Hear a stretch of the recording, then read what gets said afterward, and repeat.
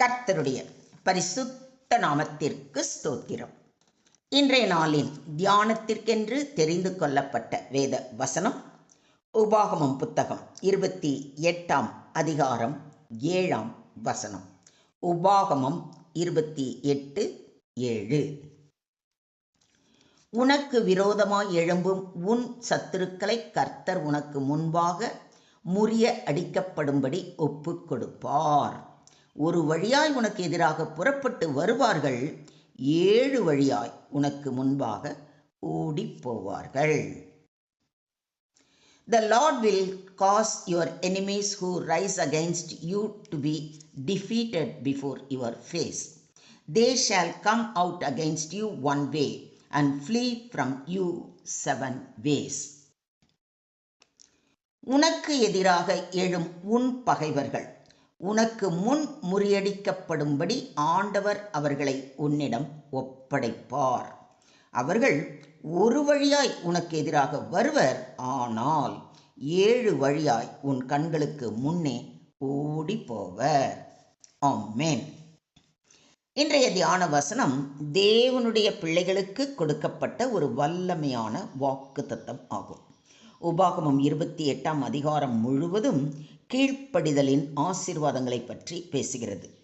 தேவனுடைய சத்தத்திற்கு கீழ்ப்படிந்து நடக்கிறவர்களுக்கு கர்த்தர் தரும் பாதுகாப்பு, ஜெயம், உயர்வு ஆகியவற்றை இந்த வசனம் வெளிப்படுத்துகிறது.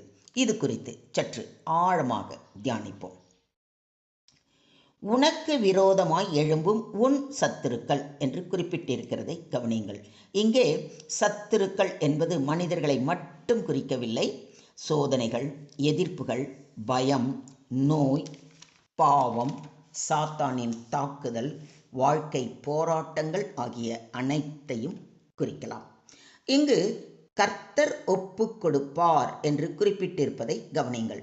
இந்த வசனத்தின் முக்கியமான வார்த்தை கர்த்தர் என்பதாகும்.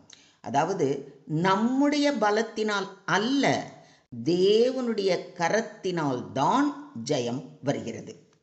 தாவீது கோலியாத்தை மேற்கொண்ட பொழுது அவன் பட்டயத்தையோ ஈட்டியையோ நம்பவில்லை, கர்த்தரின் நாமத்தை நம்பினான். தாவீது பெலிஸ்தனை நோக்கி, நீ பட்டயத்தோடும் ஈட்டியோடும் கேடகத்தோடும் என்னிடத்தில் வருகிறாய், நானோ நீ நிந்தித்த இஸ்ரவேலுடைய இராணுவங்களின் தேவனாகிய சேனைகளுடைய கர்த்தரின் நாமத்திலே உன்னிடத்திலே வருகிறேன். கர்த்தர் பட்டயத்தினாலும் ஈட்டியினாலும் ரட்சிக்கிறவர் அல்ல என்று இந்த ஜன கூட்டமெல்லாம் அறிந்து கொள்ளும். யுத்தம் கர்த்தருடையது, அவர் உங்களை எங்கள் கையில் ஒப்புக் கொடுப்பார் என்று கூறுவதை சாமுவேலின் 1ஆம் புத்தகம் 17ஆம் அதிகாரத்தில் வாசிக்கிறோம்.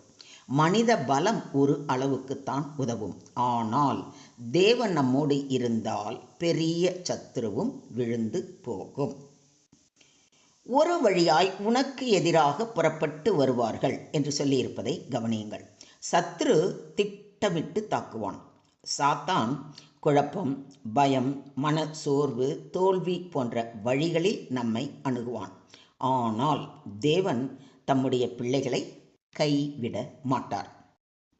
உன் பக்கத்தில் 1000 பேரும் உன் வலதுபுறத்தில் 10,000 பேரும் விழுந்தாலும் அது உன்னை அணுகாது என்று சொல்லப்பட்டிருப்பதை சங்கீதம் 91:7 வாசிக்கிறோம்.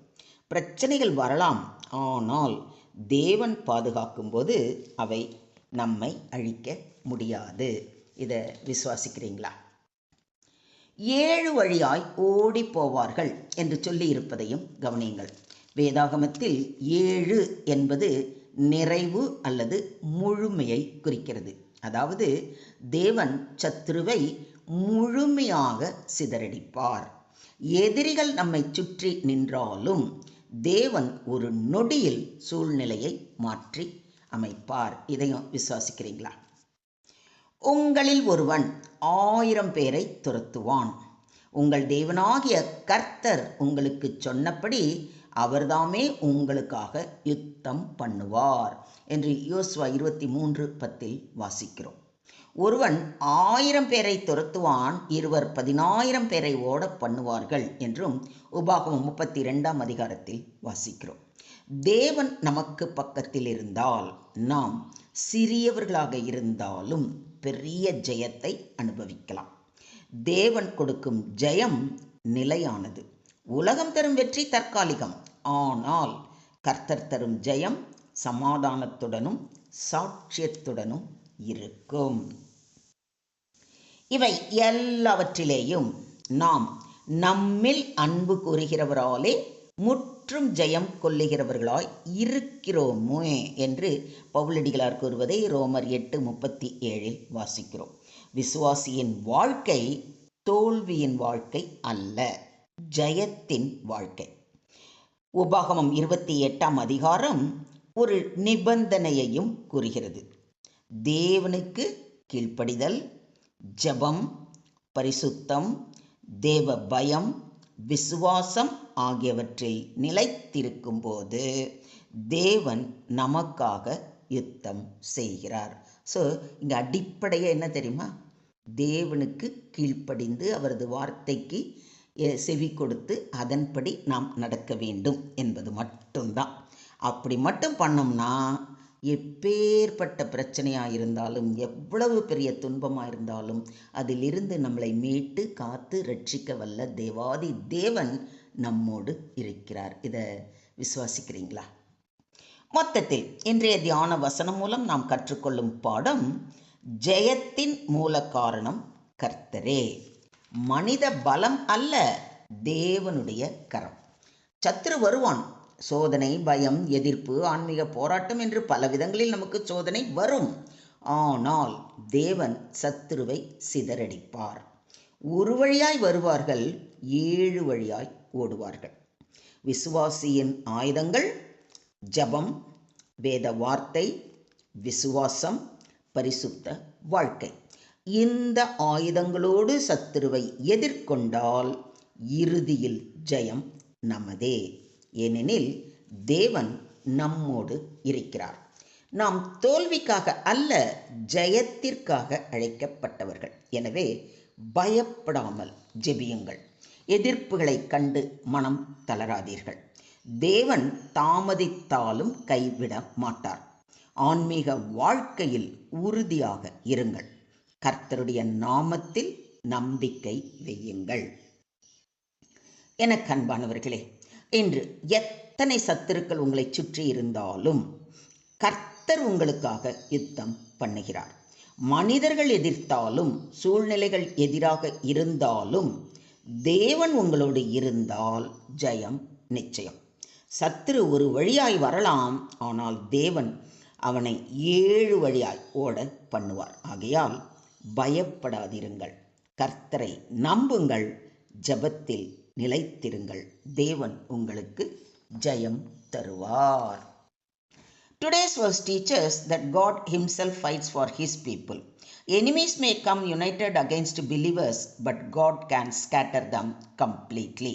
Victory does not come by human strength, but by obedience, faith, prayer, and trust in the Lord. Even in spiritual battles and life struggles, God promises protection, strength, and final victory to those who fear him and walk in his ways. Do you believe this? ஸ்தோத்திரம் ஆண்டவரே, ஸ்தோத்திரம் கர்த்தாவே, ஸ்தோத்திரம் ஸ்தோத்திரம் ஸ்தோத்திரம். எங்களை அதிகமாய் நேசிக்கின்ற எங்கள் அன்பின் தகப்பனே, உம்மை நன்றியோடு துதிக்கிறோம், ஸ்தோத்திரிக்கிறோம் அப்பா. கர்த்தாவே, உம்முடைய வல்லமையான வார்த்தைகளுக்காக உமக்கு நன்றி செலுத்துகிறோம். எங்களுக்கு விரோதமாக எழும்பும் எல்லா சத்துருக்களையும் நீர் முறியடிக்கும் தேவன் என்பதை முழுமையாக விசுவாசிக்கிறோம். எங்கள் பயங்களை நீக்கி விசுவாசத்தை அதிகரிக்கவும், சோதனைகளிலும் போராட்டங்களிலும் உறுதியாய் உம்முடைய நாமத்தையே பற்றி கொண்டிருக்கவும் நிலைத்திருக்கவும் கிருபை புரிய வேண்டுகிறோம். எங்களுக்காக யுத்தம் பண்ணும் தேவனே, எங்கள் குடும்பத்திற்கும் வாழ்க்கைக்கும் ஜெயத்தை அருள வேண்டுகிறோம். சாத்தானின் எல்லா கிரியைகளையும் கட்டுப்படுத்தி உம்முடைய சமாதானத்தினாலும் பாதுகாப்பாலும் எங்களை நிறைத்து வழி நடத்த வேண்டி எங்களை முற்றிலுமாக தாழ்த்தி உம்முடைய கரங்களிலே ஒப்பு கொடுக்கிறோம். நீங்கள் பொறுப்பெடுத்துக்கோங்க, நீங்கள் வழி நடத்துங்க. சகல துதி கன மகிமை யாவையும் ஒருவருக்கே செலுத்துகிறோம். மீட்பர் இயேசுவின் மூலம் ஜெபம் கேளும் எங்கள் ஜீவனுள்ள தகப்பனே. ஆமென்.